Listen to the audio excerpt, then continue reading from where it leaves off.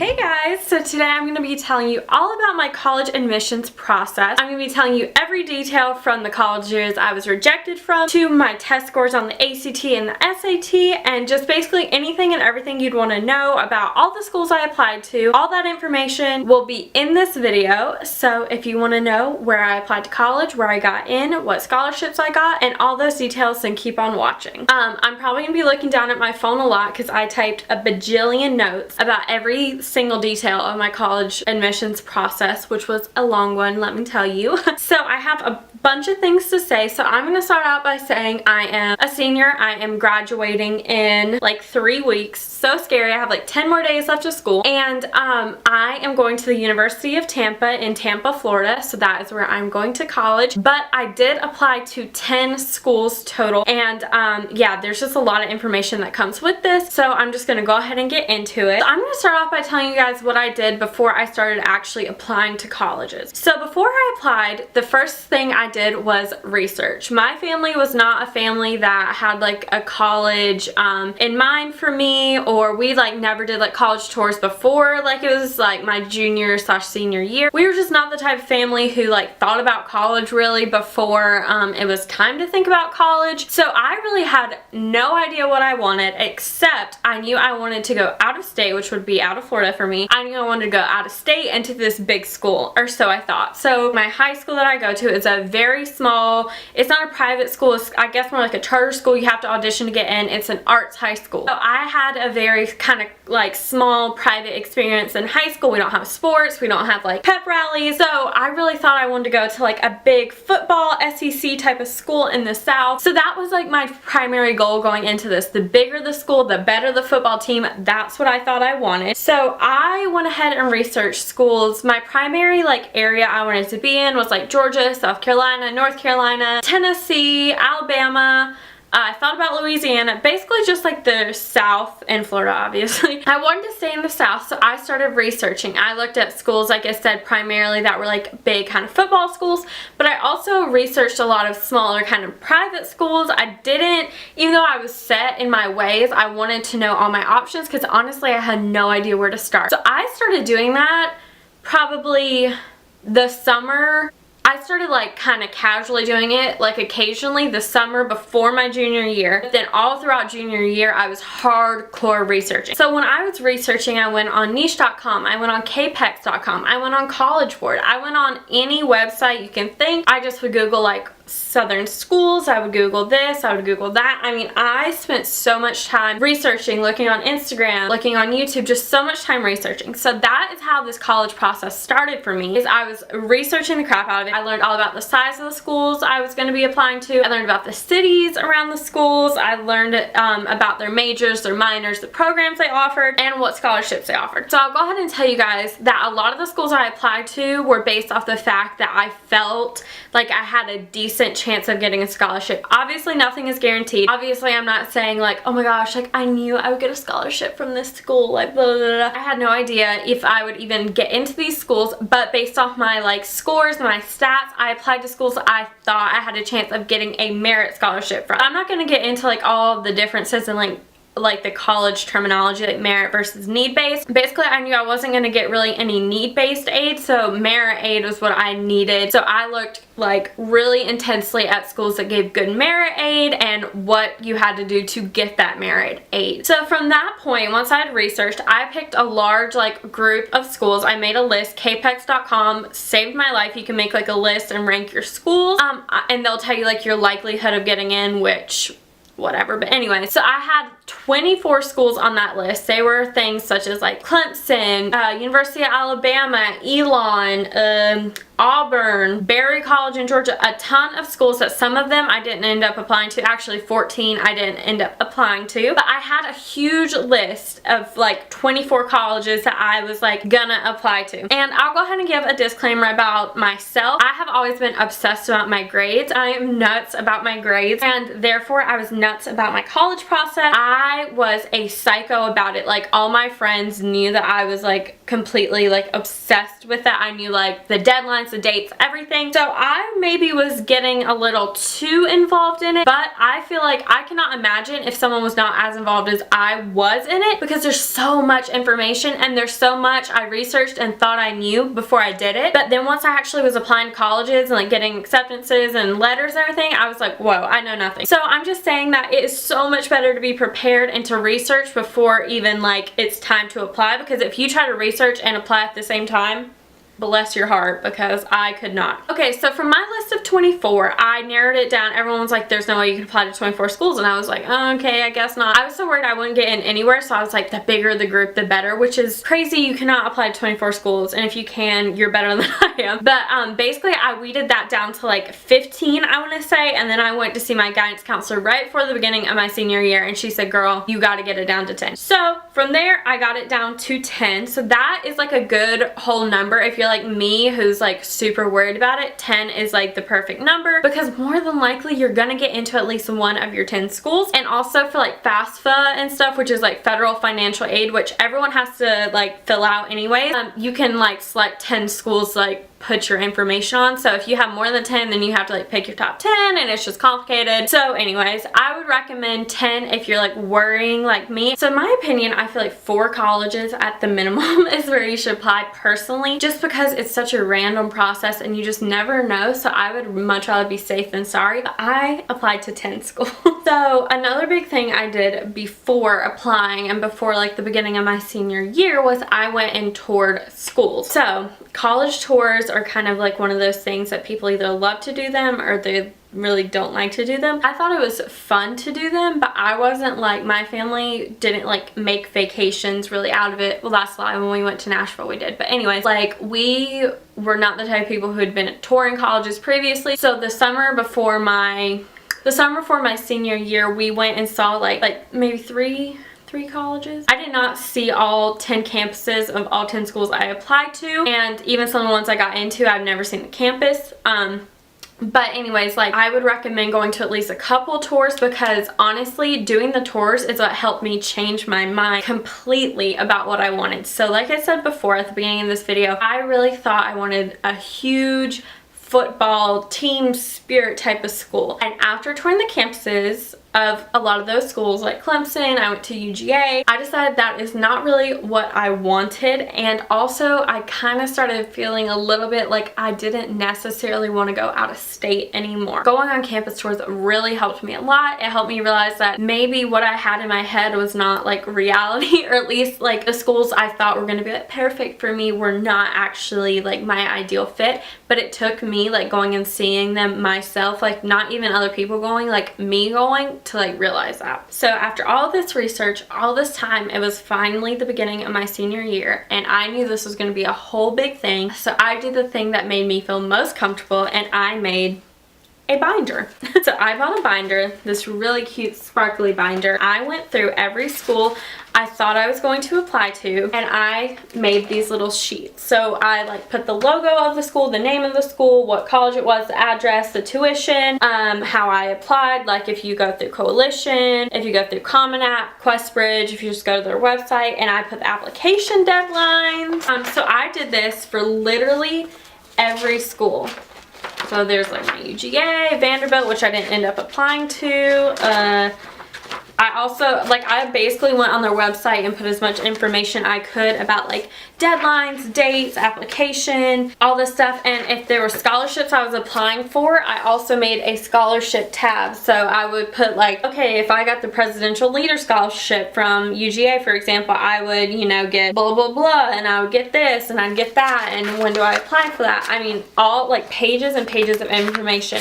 And yes, this is a little bit excessive, I will give everyone that, but it helped me so much because there's so much information. You're sending things, you're applying for things, you're writing a million essays, and it just helped me so much to like be able to look at the pages in a binder and not just have to like go through my phone's camera roll or Google every time. Like all the information I needed was in this central binder. This binder didn't take that long. I literally just copied and pasted deadlines and information from the websites of these colleges, but it helped me and saved me so much time. So I really recommend, even if you're not like an organized person or anything, I totally recommend you making a binder with all this information in it because it will help you so much. Like I cannot recommend this enough. And I also included a couple other things in this binder, such as this application fee table. So I wrote down, if you didn't know this, you have to pay application fees to every school you apply to unless they don't have an application fee, which is rare, or they give you a fee waiver, which is possible. But anyways, most schools have application fees. So like for example, UGA's application fee was $70, Belmont's was $50, FSU was $30,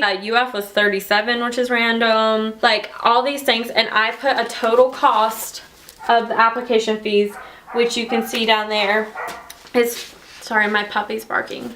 So my total application fees from this chart would have been $562, that there are a couple of these schools that I didn't end up applying to. There's like 4 schools on here I didn't apply to, so it was probably cheaper than that. Please talk to your parents about this. Like make sure they are aware and you're aware, if you're paying for your application fee, that you will have to pay to apply to these colleges. So that's another reason people don't apply to a whole bunch of schools. It's because they can't afford to pay the application fees because it's ridiculous. But also, you know, there are things like fee waivers and stuff, so just make sure you're aware of the application fees before you go into it. Okay, so then the last thing I included in my binder is a little score section. So for me, I included my AP scores that I had gotten on all my AP tests, and I also included my SAT scores and my ACT scores. I just printed out the page of the actual thing I got. So the reason I did this is because when you're applying to colleges, they want to know your test scores, and most of them have you self-report scores before you officially send scores. So self-reporting basically means you just type in like their little boxes, like what you got, but they want to know the exact breakdown of your scores. What'd you get on the SAT reading? What'd you get on the SAT math? What'd you get on the ACT science and the ACT math and the ACT English? And it is a lot of numbers, a lot of information. So it was, like I said, so easy for me to just whip out this binder, flip to whatever page I was talking about, and type in the numbers versus having to like go through my email to find my ACT score report, then pulling that up on the internet. Like,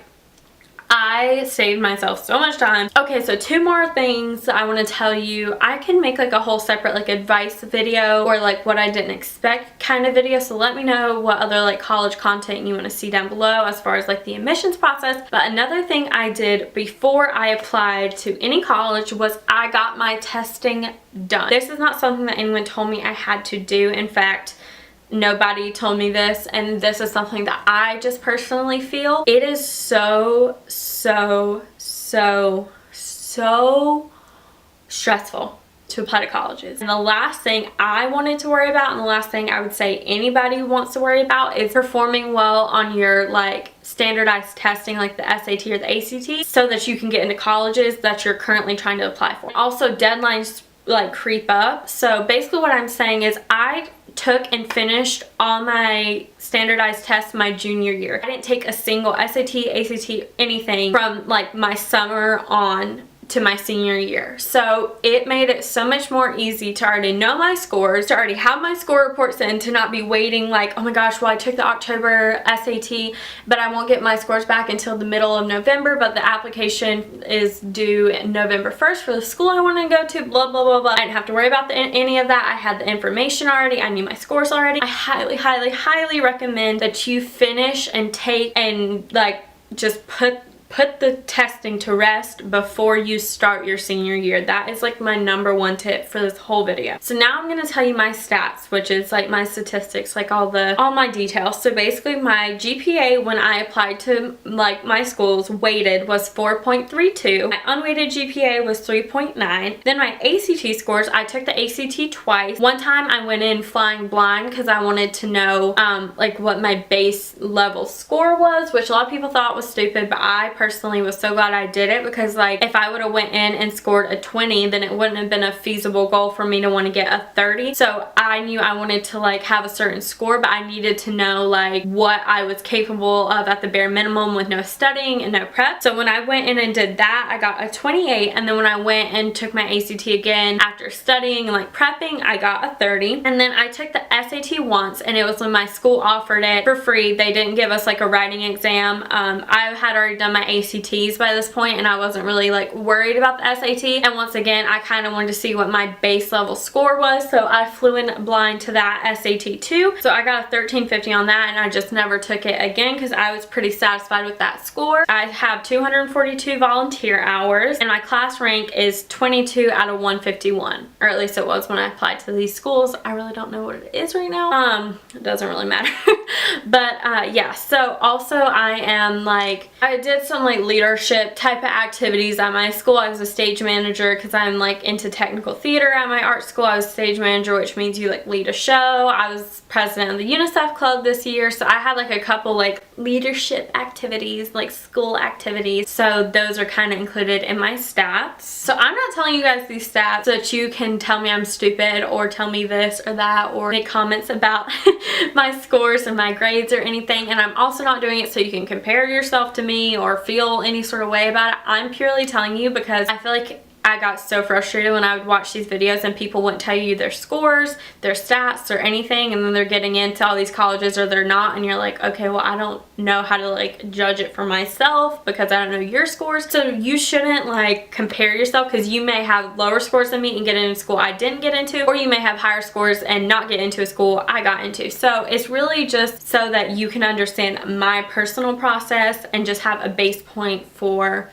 this video. Okay, so I'm gonna try to tell you as much as I can like the correct order I got these in. I know the first three are correct, but after these first three decisions, I kind of was like, didn't really like care that much because, well, you'll see why. But I'm gonna start out with the first school I got into. So the first school I got into was the University of Alabama, and I got accepted on 10/18. So I got my acceptance notification the 18th of October, and then I got my scholarship notification on the 5th of November, and I got the UA Scholarship, which is a scholarship of $20,000 annually. So the next school I got an acceptance from was Belmont University, and I got accepted there on 10/20, October 20th, and I got a scholarship of $10,000. This is their general academic scholarship on 10/25, and I also got into their honors program. Okay, so then the next school is the school I'm going to. So I got accepted into the University of Tampa's honors program and got a scholarship of $16,000, their presidential scholarship, on 10/25. So some schools will send you your scholarship letter and your acceptance in the same thing, like University of Tampa did. Other schools will send you like your acceptance and then your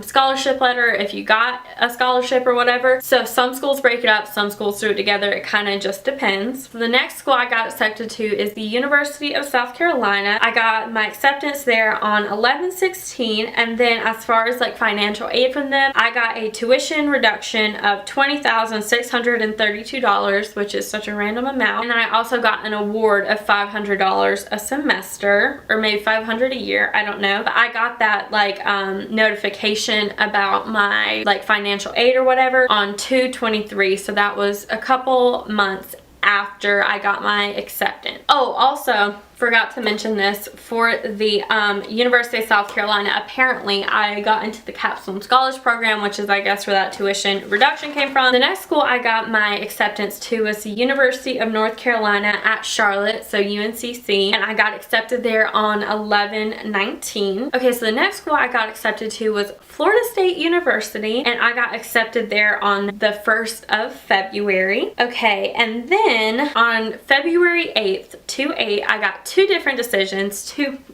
very different decisions. So the University of Florida rejected me on the 8th of February, and the University of Georgia accepted me on the 8th of February. So that just goes to show you, like, literally within the same day you may be accepted and rejected. It's just a wild process, and I actually made a video the day I got rejected from UF, so if you want to see that video, then click the link down below. I'll have it linked. So then the next school that I didn't get into, I guess, is Furman University. So I applied early action to all these schools other than UF, because UF doesn't offer early action. Early action is basically like you send in your application like early and you like get considered before like the regular deadline, but some schools don't have it. Early action is different than early decision. Like I said, I wanted to get everything in as soon as I could so I could chill my senior year, and also so I wouldn't have to have anxiety about like getting into schools, which it worked out for me to do early action. So Furman University, I did early action, and they were supposed to give me a decision the 20th of December, but they deferred me, which means they basically put me to their regular decision application pool, which means you aren't in but you aren't out either. They're just like taking more time to consider you basically. So I got deferred to a decision on the 15th of February, which when I opened that decision, I was waitlisted. So waitlisted means like you're on a wait list to get into the school basically. So a quick little thing about Furman, I really liked that campus. That is in Greenville, South Carolina. I had pretty much decided I wasn't going to go there anyway when I was deferred, so I wasn't like too stressed about it. When they deferred me, they told me the reason why they deferred me is because they wanted to spend more time getting to know me, and they wanted to know like about my interest in Furman. And so from that point on, the guidance counselor from Furman, which actually he seemed really nice, he sent me a couple emails about like, hey Ashton, just want to chat, like what's your interest in Furman, da da da da da, how are you? And I didn't really like I didn't respond to those emails just because I kind of already knew where I was going and it wasn't Furman. And personally for me, I didn't want to like respond to him and then get the spot for someone like who actually maybe really wanted to go to Furman. So I wasn't really worried about it, and when they waitlisted me, they like said, hey, if you want to stay on the wait list, like please respond to this email. So I didn't respond to it because I wasn't going to go there anyway.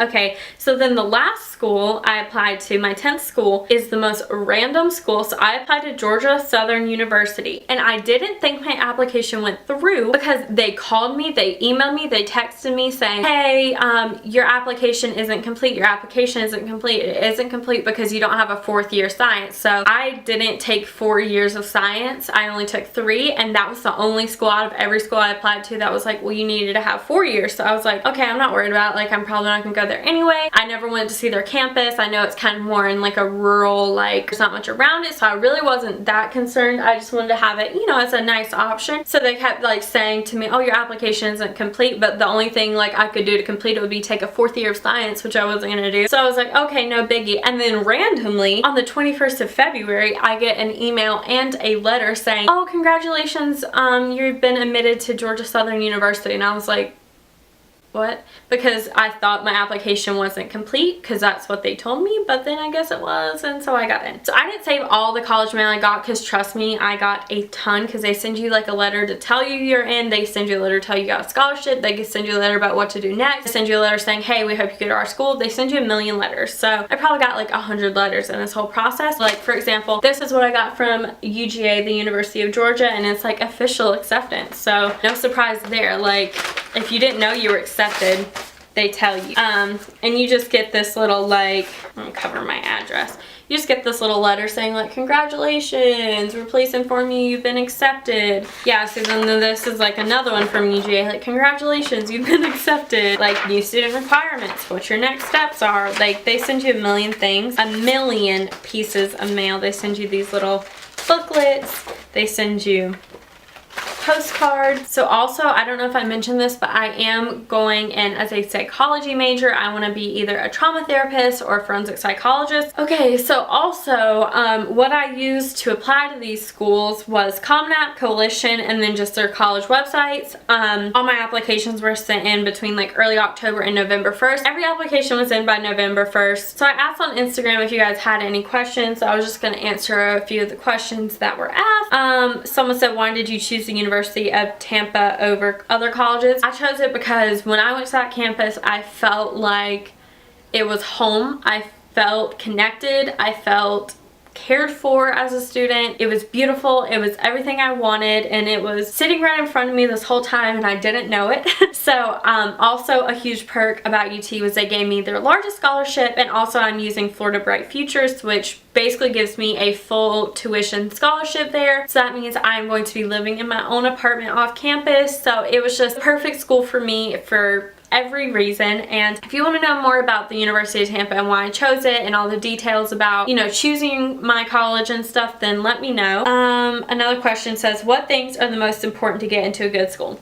You guys are not going to like this answer, but the most important thing about getting into a good school is compatibility, and just if you're meant to go there, honestly, because you can have the most perfect test score, the most perfect record, the most perfect resume, and you will not necessarily get into a school, even if your guidance counselor swears it, even if an admissions counselor at that school swears it. You are never ever guaranteed. So the most important thing is just that you match with that college and they match with you, because I felt like I watched so many videos that said if you have enough leadership roles, you're guaranteed it. That's how you get into a good college. Or if you have this score on your ACT, then you're gonna get into a good school. Not true. Not true at all. I would say obviously have the best scores you can, have as many volunteer hours as you can, have as much leadership activity as you can, but the most important thing about getting into a good school is that you and the school match, and you guys are just made for each other, and that you're trying your best, because good schools are relative to the person, because you can think one school is good and I cannot, because no one's opinion matters but yours. Trust me. What's the one thing that you'll miss about my high school now? He said the name of my high school. I'm not gonna tell you that. The biggest thing I will miss about my high school now is just like the freedom and the familiarity and like just the connection I feel to that school. That school changed my life. I will have a special place in my heart for my high school always. I loved my high school. I would do it 10 times over, and I think I'm just gonna miss like the stage that I spent so much time like putting work into, and the lights and the soundboard and just the campus itself, just like being there, it's like a second home to me. So I feel like I'm gonna miss that most. Okay, and then the last question I got was, how long did it take you to apply to these colleges? So as far as the actual like date to date time it took, like I said, I think I started like maybe like October 5th or 6th, and then I was completely done by November 1st. As far as like time on the computer like applying was probably at least an hour per school.